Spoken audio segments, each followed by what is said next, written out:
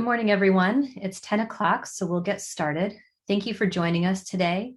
My name is Shannon Murray, and I'm the program coordinator for the Northwest Fire Science Consortium. Before we get started, I have a couple of logistics to go over. Please note that we are recording today's webinar, and the video will be posted on the Northwest Fire Science Consortium's YouTube page, and we'll have a link to that in the chat as well. If you have questions for Alex, you can enter them in either the Q&A or the chat at any time during the presentation, and we'll be having a Q&A session at the end of Alex's talk. The chat and the Q&A buttons are at the bottom of your Zoom screen. With that, I'd like to introduce Dr. Alex Dye. Alex is a research associate at Oregon State University's College of Forestry, where he studies wildfire risk and climate change in the Western United States. Today, he will be talking about research on evaluating wildfire evacuation vulnerability in the Pacific Northwest. And with that, I'll turn it over to you, Alex. Hi, thanks, Shannon. Good morning, and thanks for spending the time in this Zoom overloaded work day of presentations. So happy to share some of this research with you and let you know what we did and what it means and where we hope to go into the future. So like Shannon said, we're looking at wildfire evacuation vulnerability in the Pacific Northwest. That's Oregon and Washington. I'm a postdoc at Oregon State College of Forestry. I've been in Corvallis for the last 3 years. And this is one component of what I've been a piece of working on since I've been here. And interestingly, this is a project that didn't really have a specific a funding directive or a piece of my responsibilities. It's my direct supervisor there, John Kim from the Forest Service. And I kind of tossed around this idea after seeing some of the wildfires several years ago and wanted a way where we could kind of take a high level screening of towns and communities to combine their both their wildfire hazard risk as well as to get a sense of how well their road network may be constructed just from a purely geographic and geometric perspective. So the carrying out of this project actually was not in any way prompted by the local events last September. It was well on its way of completion, and but it ended up being something that we were able to provide some context for given those events.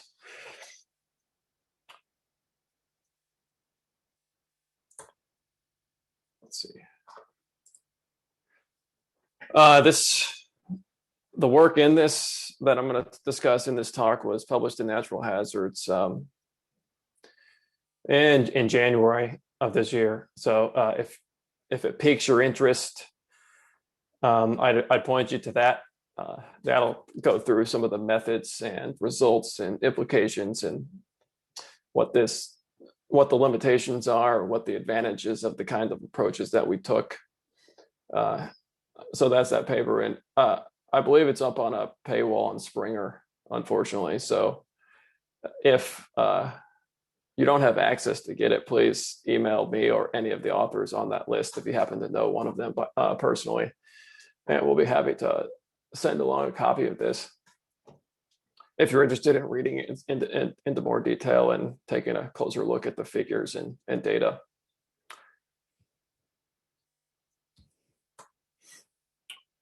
All right, so our work is a screening of evacuation vulnerability. That's the way that we've kind of talked about it. And there's kind of a continuum of level of detail to look at things like a community level evacuation vulnerability. On the left side, there's the fine scale, and then coarse scale on the right side. And we're somewhere kind of heavily weighted towards the coarse scale side. So if you were going to do a fine scale analysis of assessing evacuation vulnerability to a natural disaster like wildfire in a place, you might be looking at individual traffic movement simulations. So how do cars move on roads and intersections? How do people behave in the context of moving cars? Where do people live, and how many people live there, and how close together are those houses, and where are they in relation to roads?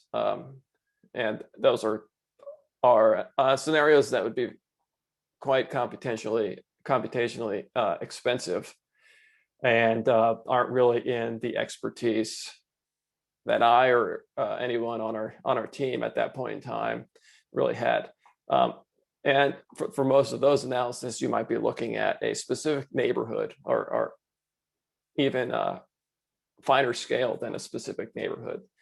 So a lot of the studies that have come out on this left side of the continuum have been as detailed as a specific neighborhood, which that makes it extremely difficult to impossible to do something at that level, at the regional scale of a place as big as Oregon and Washington.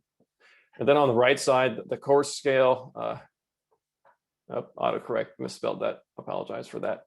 COARSE, coarse scale,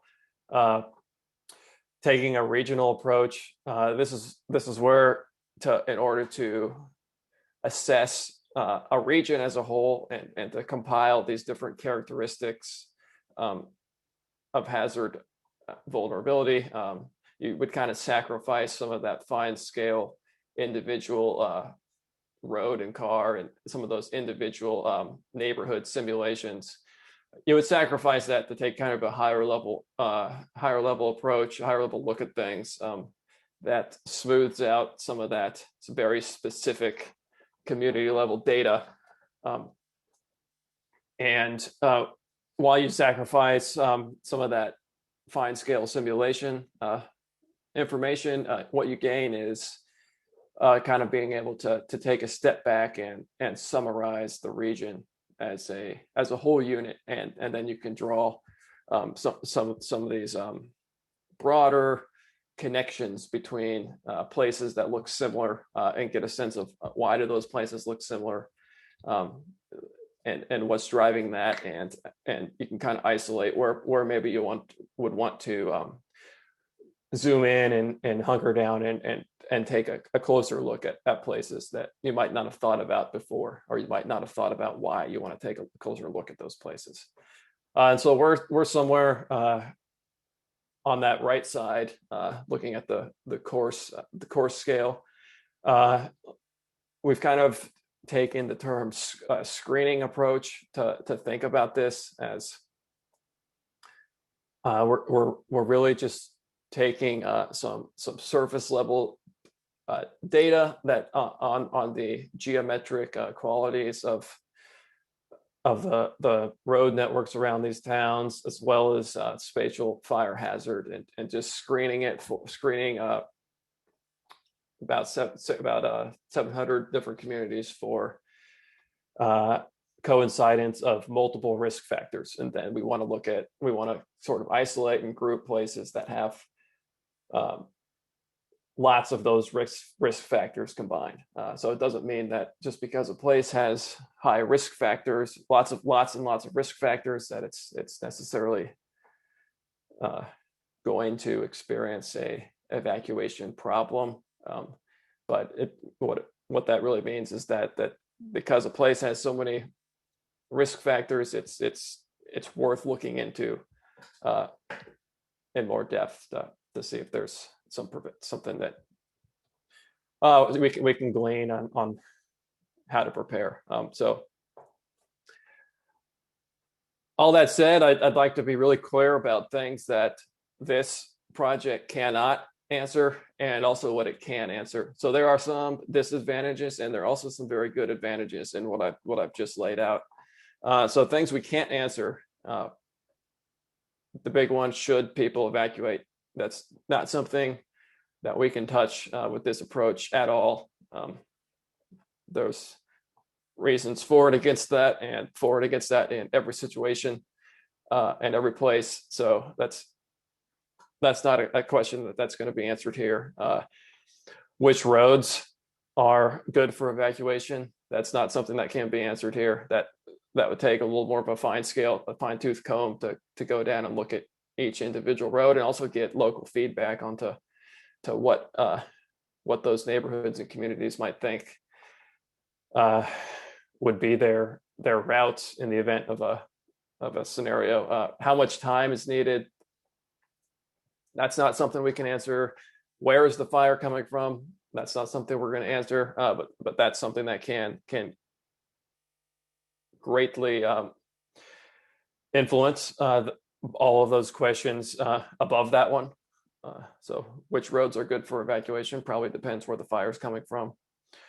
Social characteristics of the community. That's something that we might be close to having equipment to address, but it's not going to be answered in this specific project.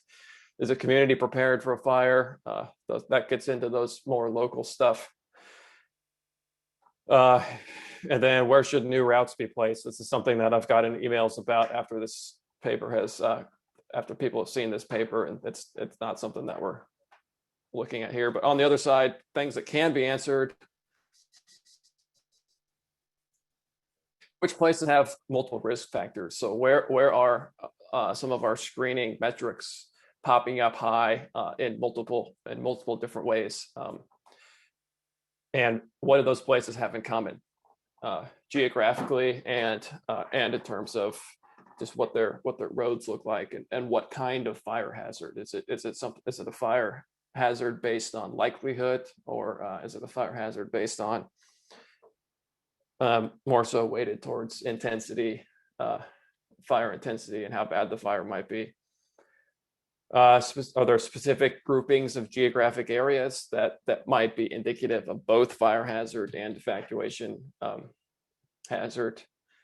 And things like statistically, how likely is it for a fire to occur, or statistically, how high or low intensity will that fire be? So that's quite different than where is the fire coming from, which is a scenario specific item.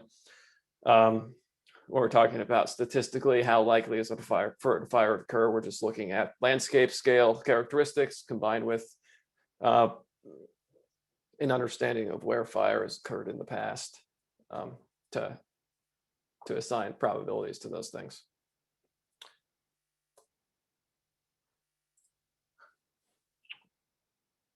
Okay, so the way that we've calculated evacuation vulnerability is one part wildfire hazard, which is likelihood and mean intensity, and one part the road quality, which we've created 4 different higher level metrics to get at road quality. And so each of these are contributing 50% to the overall evacuation vulnerability metric or ranking of the town that we've looked at. While the wildfire hazard component, burn probability, we're just talking about how likely is it for a fire to occur there, and mean fire line intensity, more or less just how bad could that fire be. These are drawn from the recent Pacific Northwest quantitative wildfire risk assessment, which I imagine many of you have seen circulating around. A great data set that if you can explore that in more detail. I believe that's a lot of that information is on the Oregon Explorer that the OSU Forestry hosts. So we worked with some of the people that had created that to summarize some of the output from that model, those models, to get at wildfire hazard. Road quality, to get at that, we took a data set of roads, of road lanes, and looked at 4 different purely geometric and geographic characteristics. these on the left, these were not simulation based. These were purely just different ways to summarize the geometry of the roads surrounding a town. So a number of exits, we're just looking at a buffer around the town, and then counting the number of lanes that intersect that buffer. So it's pretty simple. Directionality, we're just looking at the average cardinal direction of roads that emanate as hubs from the town point. And so again, that's a pretty simple one. So we're just, with this one, we're looking at trying to get, so with number of exits, we're kind of looking at a sense of how many options just are there, not trying to deduce whether each of those quote unquote exits is an option, just how many are out there in general. Whether or not they are valid exits per se is something a little bit different. So then there's directionality. That's it's kind of a measure of how many directional options does the road network provide. So this something that would appear as a high hazard in the directionality category might have 4 roads all going to the northwest, for example, which means that if practically it could interpret that as a fire coming from the northwest would leave very few options since all of the roads leave that town going in that direction. Whereas a place that had multiple roads going in all the cardinal directions would be less vulnerable in terms of directionality. Then we calculated this travel area, which travel area is just in geography, that would be synonymous with the surface area, which is, you see that a lot in economic analysis, where the classic examples like a pizza restaurant, and you can deliver, you're willing to deliver 10 miles from your pizza restaurant, so that you can calculate a travel area to find out how far you can get, which roads that gives you in 10 miles from your restaurant. So we sort of co-opted that theory and applied that to the evacuation from the town. Just so what's the total area of road travel that you could get to in 15 kilometers of purely road distance. And then connectivity, which would just be the number of intersections within a buffer around the town. So that's another way of looking at this. How connected are these roads? So more connected would be generally indicate that you would have more capability of moving around and possibly leaving. And this is kind of a common way to look at risk with having a 50% hazard and then 50% something else to get an overall vulnerability related to the wildfire hazard. And so this is kind of how some of those metrics might look in practice in an individual place, where this line is a 15-kilometer buffer surrounding this town's center point. So each of these would be a lane crossing that buffer, and then you'd have these different directions. So this is a place where there's a lot of roads going to the northwest and very few going up to the north or to the southeast. Then here would be this green, the green shaded stuff would be an idea of your travel area. So all of these points are places that someone could get leaving in 15 kilometers of road distance, leaving this orange point in the middle. And these are kind of a look at the fire hazard stuff from the P&W quantitative risk assessment, burn probability and mean intensity. And if you've looked at these maps before, one of the interesting things is sort of the geography of these different components of fire hazard with probability. So this is the annual probability of occurrence. You have this really strong east-west gradient where there's high probability in some of the east of the Cascades regions of the PNW, lower probability west of the Cascade Crest. And if you look at intensity, it's kind of the opposite. And this is one really interesting thing that pops out that I'll touch on later on, showing some results. It's just this different geography and the type of fire hazard and how that kind of relates to when we put in some of the road metrics.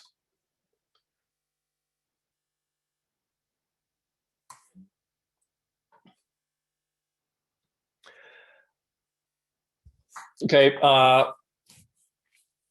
what I'm showing here is the road networks compared with fire hazard, and what we saw when we summarized some of our results is that in general, towns that ranked highly with high fire hazard, those are the red bars in the histogram. So places that had a high fire hazard tended to also rank highly in terms of road vulnerability. So right here in the quartile, the top 25% of most vulnerable towns in terms of road quality.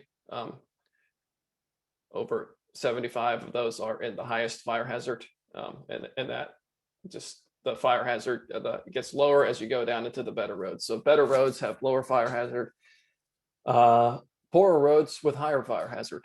And I think that's a really interesting way to show it. And if you kind of think about it, it really does make some sense.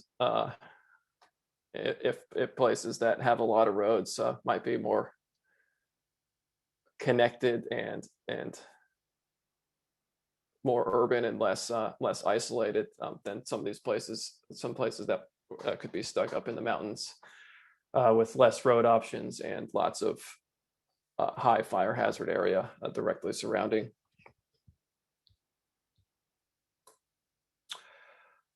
And there's some pretty interesting geographies of the evacuation vulnerability that we were able to pull out.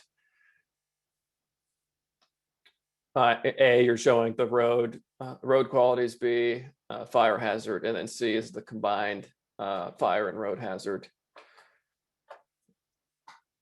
A couple interesting geographic areas that kind of pop out with this screening approach. This is what I think is the main advantage of doing something like this before really digging down into local scale traffic simulations. Is you can kind of see some of these higher level geographic patterns emerge and think about why that might be. So one, the coast. If you just are looking at panel B here for the wildfire hazard, a lot of the coastal communities will show up as really low vulnerability. And that's typically because the fire probability, that's typically controlled by fire probability. If you can picture that map of the east-west gradient and fire probability, just statistically, the fire probability is lower on the coast, and that's not because there aren't fires there. In fact, there was fires there last year, a couple of them. But talking statistically, it makes those rise up as lower vulnerability. But if you take a lot of those same points and look at it in the context of the road quality, you think about, you've got this ocean on the left, on the west side, there's obviously no roads going there.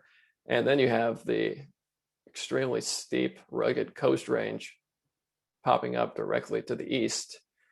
So the road network quality of most of these towns are in the highest or high or next high, the highest or next highest vulnerability category.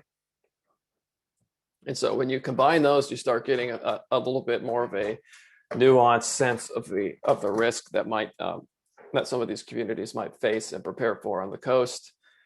And so combined, a lot of these places are now in the top 1 or 2 quartiles in terms of evacuation vulnerability. If you look at east side versus west side, and there I'm talking about Cascade, so east of the Cascade Crest, west of the Cascade Crest. You see some other interesting patterns, specifically in terms of the combined road and fire hazards on the west side of the crest. If you're looking in this swath of dark red dots in the highest vulnerability category, right along the west of the Cascade Crest, and those appear high in panel B as well, and those are primarily driven by fire intensity rather than probability. So these are places that have high levels of statistical probability of high fire intensity, but maybe a little bit lower probability than it's seen on the east side. And then combined with, if you kind of look at some of those same dots on panel A, these are the west side of the Cascade Crest, are places that just don't have a lot of road options, at least in the way that we calculated the metrics, and they're really rugged topography placed deep in these canyons and river valleys.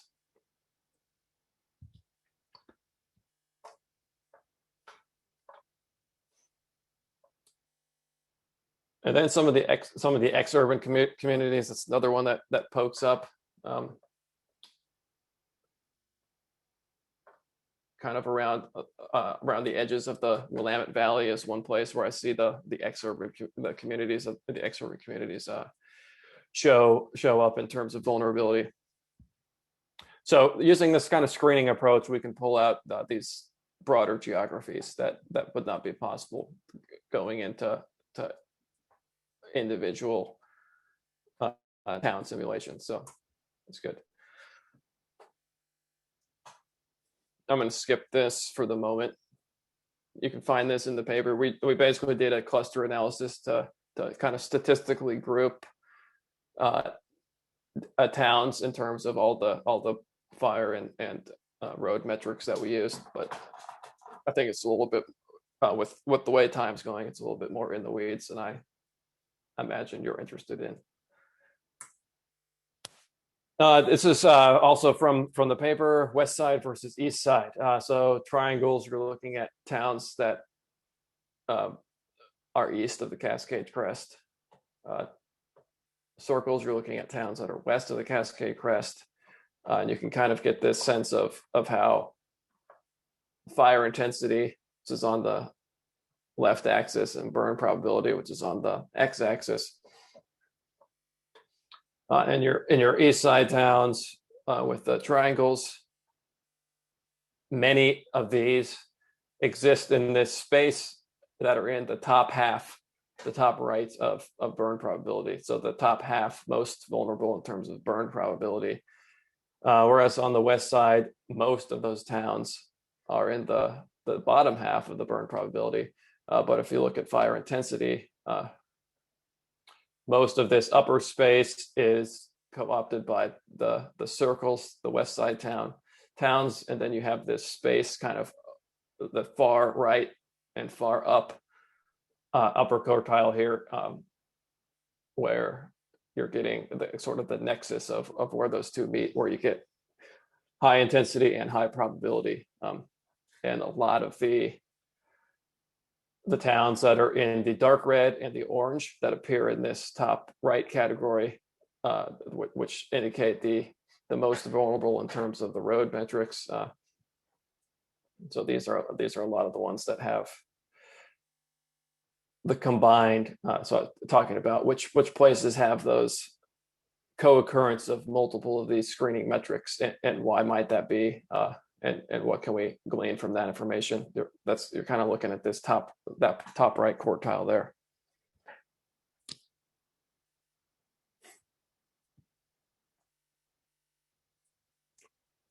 Okay, in the last 10 minutes, oh yeah, one thing I wanted to mention about the actual towns. So each of these points, we use just in the name of simplicity, we use the U.S. Census shape files of census designated communities, which is not every community. It's a very coarse indication of where people live and what is a community. And so that's why there's only 696, I think, that we used in here.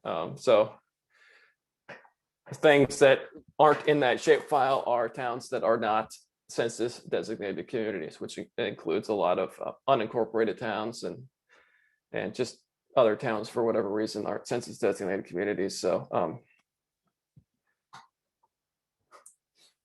but last 10 minutes that I got here, there are two web interfaces that I encourage you to explore to find out some more information and explore this geographically, what some of these metrics look like.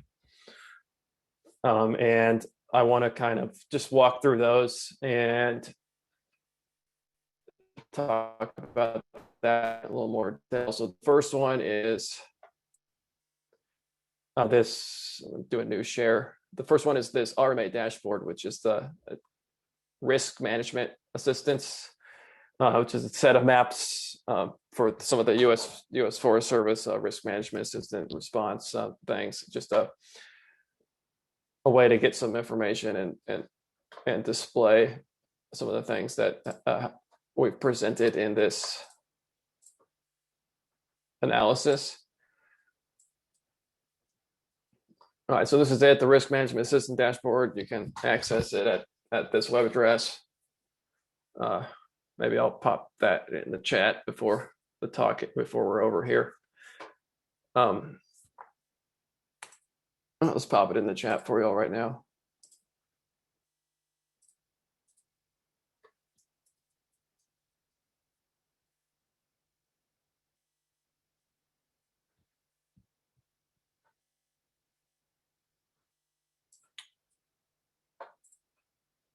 All right.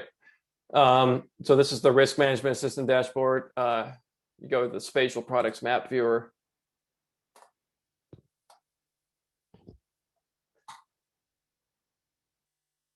And you get this list of a bunch of different things. You can go down here and click on the PNW to zoom yourself in on the Pacific Northwest.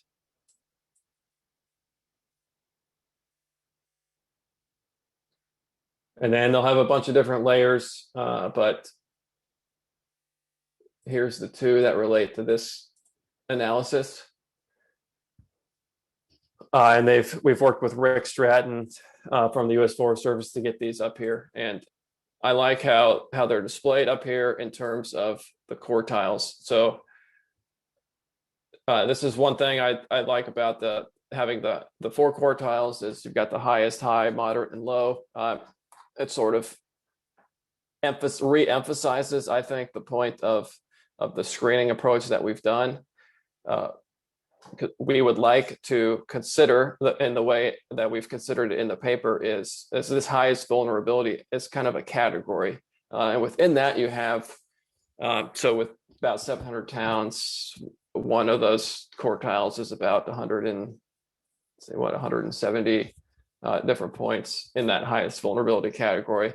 And so we've tried to consider each of these four quartiles as a group, as a like cluster. That way, it's you're not necessarily comparing a place that's ranked 10 with a place that's ranked 15, and it kind of gets away from that thinking of a place that's a town that might be ranked 20 in wildfire hazard as being twice as vulnerable as a place that was ranked 40. So we're really trying to push the thinking of the data as these groupings rather than a 1 to 600 ranking, for example.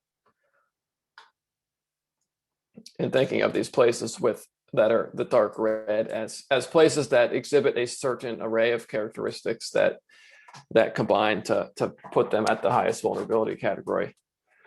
And this is kind of how it looks throughout the PNW. Right now I'm on the total vulnerability. And you can play around and click on individual places and get the what it is. And I think you can also, all right, here.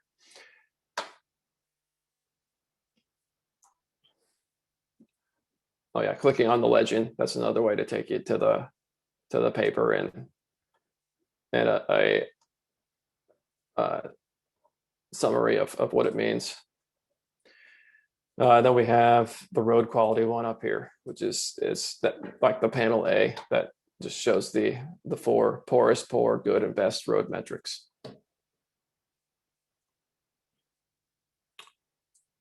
And that's a way to zoom around. And the other one I wanted to show is this one is actually linked in the paper itself. This is on the Western Wildland Environmental Threat Assessment Center. I'll actually go ahead and pop that in the chat too if you want to follow along, or just save it for later. This is yet another place you can grab the paper if you want to, and abstract of the study. And at the bottom, there's a click here link where you can get an interactive web map. And what this one does different than what you can get from going to this place instead of the Rma dashboard that I just showed you. Sorry, my computer can't handle 2 things at once.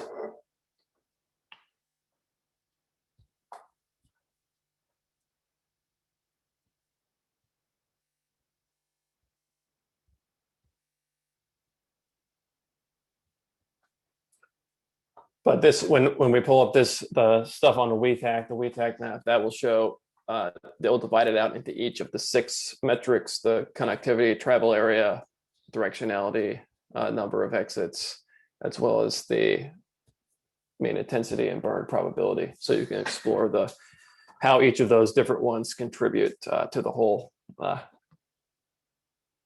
And these are currently put up there a little bit differently than you saw on the other dashboard. We have the actual rankings of places, so you can get and the metric numbers themselves, so you can get a different look if you'd like at what some of these specific things mean.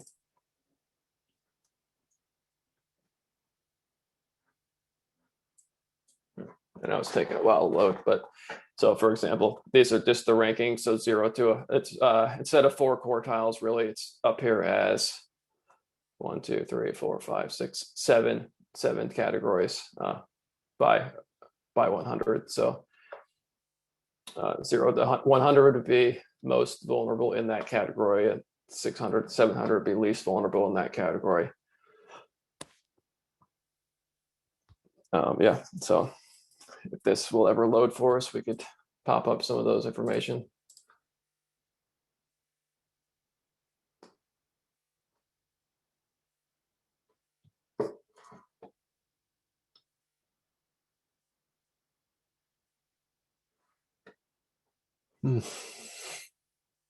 Don't know if it's going to.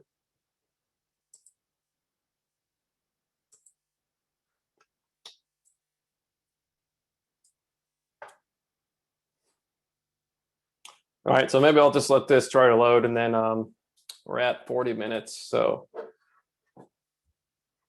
that, oh wait, I do actually want to close out.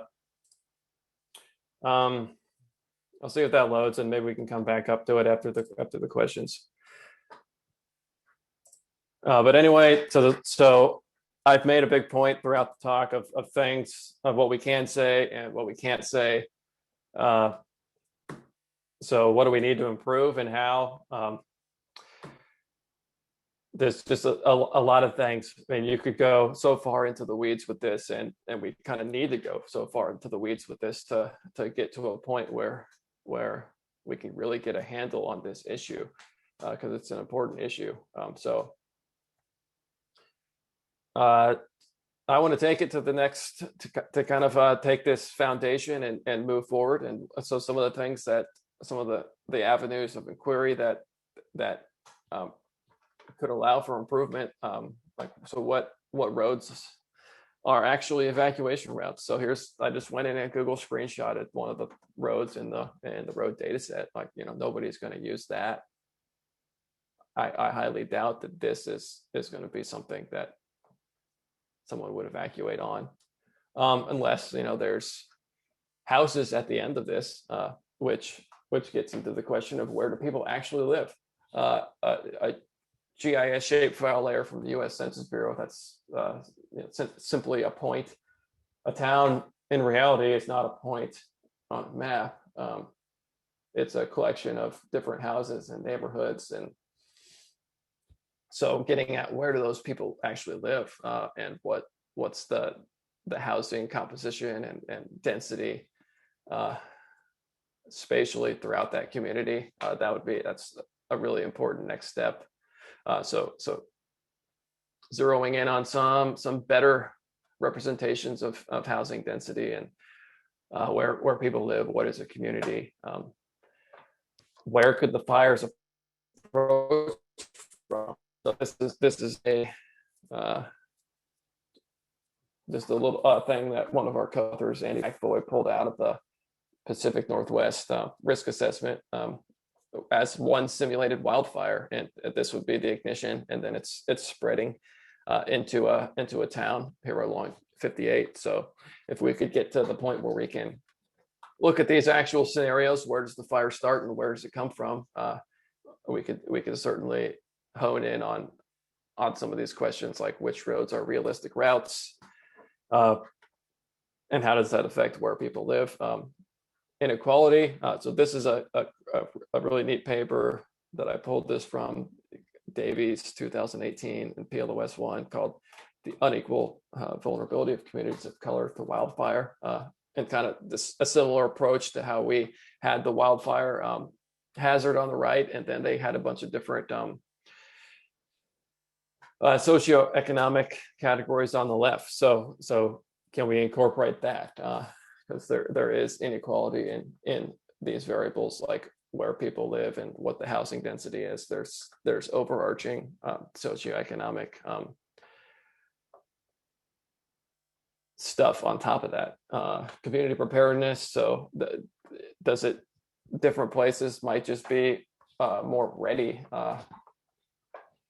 to consider evacuation or not consider evacuation as an option. So these are all things that weren't really considered in any way in this approach. So as we improve and dig down from this upper level screening analysis, some of these things that we want to focus on, and yeah, probably each and every one of these little questions up here is an entire analysis in and of itself. So I think that does it for today. And Shannon, if we have time for some questions, we could do that. Great. Thank you, Alex, for your presentation. As a reminder, you can enter questions in either the Q&A or the chat. Those buttons are at the bottom of your Zoom screen. Alex, I did see at least one person was also trying to access that dashboard and was having trouble getting the layers to load. So that might just be an issue with the dashboard today. Okay. But if it does load and you want to take us back into that, just let us know. We do have a question in the chat.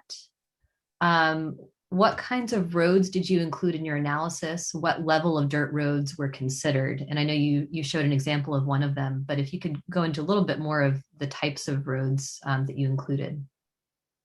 Yeah, we used the HERE roads data set, which I think is something that was proprietary with the Forest Service that we had access to. And we just did a swath subset of roads that were officially listed. I say that with air quotes, officially listed as paved.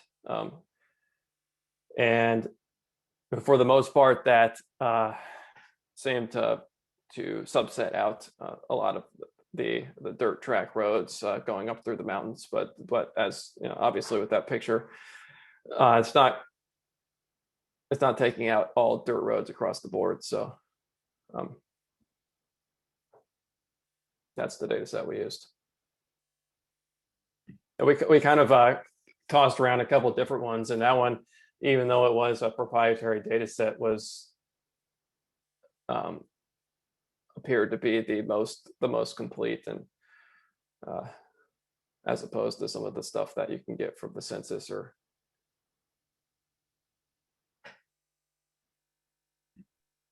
Great, thank you. So please continue to add any questions that you have in Q&A or chat for Alex. We have one coming in from Karina. I work often at the fine scale, working with individual communities in Colorado to run evacuation scenarios. We, of course, don't have this level of macro analysis in our state, but wondering for people in Oregon, how might you suggest using this large scale information to inform individual community planning? Okay, yeah, great question. Thanks. Yeah, so how I would like for this to be used by individual communities in Oregon and Washington is to take a look at